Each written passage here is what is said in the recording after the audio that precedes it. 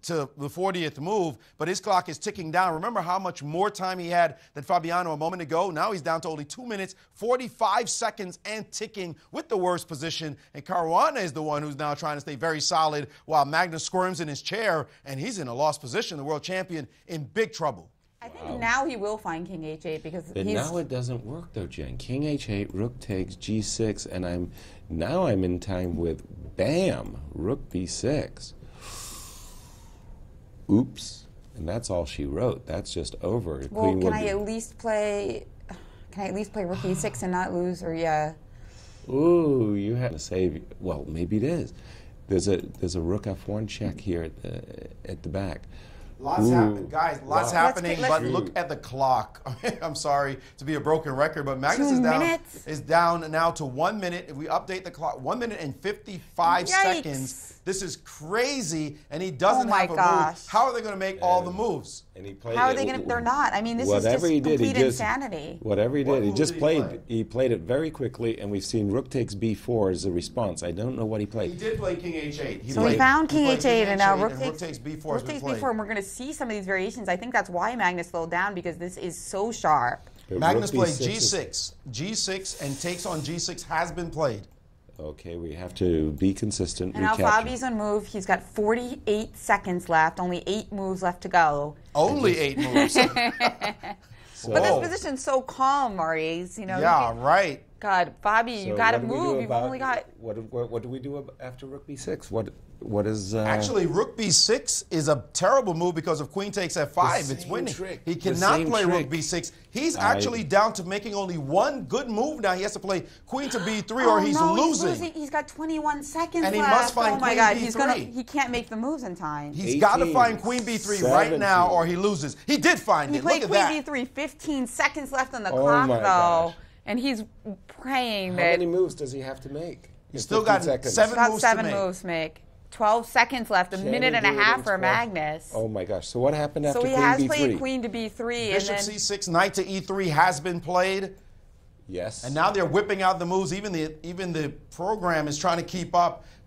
Bishop takes E4 and Bishop D5 on the board. Bishop takes E4 and Bishop David 5 on the board. 11 seconds left, guys, to play 5 moves. And Magnus with 108. He's gotten his pawn back, it looks like. The engine's saying it's basically even now. Not the precise moves by Caruana, but he doesn't care about precise moves right now. He just needs moves. As long as he's even when it's at the end of it, he's got to make 5 moves in 11 seconds. That's, what, 2.2 seconds a move.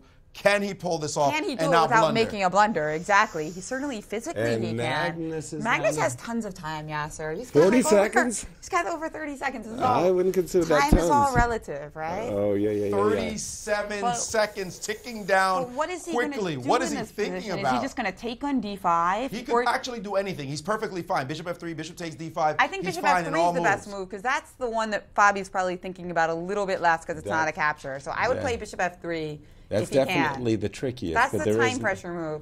And he has played Bishop F5. He did take on D5, and Knight takes D5, and Queen C6 has been played.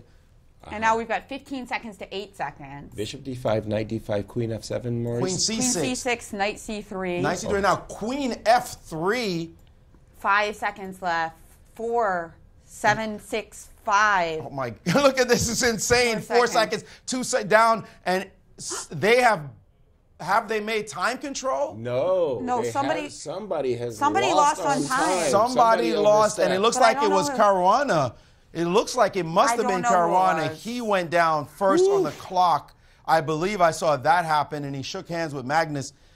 That is crazy. The final position, actually, White is winning, but we need to see officially when the 2 kings appear in the middle of the board who actually lost on time.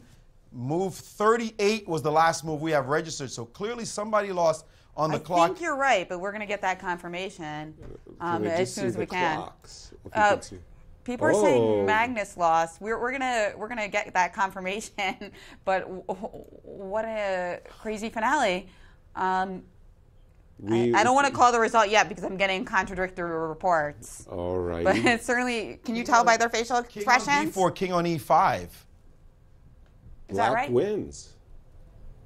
Does that mean black wins? That would mean that Magnus. That would mean that Magnus won indeed, if that's correct. I mean, the king is on D4 and black king on E5. They usually situate that. That's a black win. King E4, king D5 is a white win. Is a white win, right? So it looks like Magnus won the game, as we suspected, with Fabiano letting his clock tick down so much.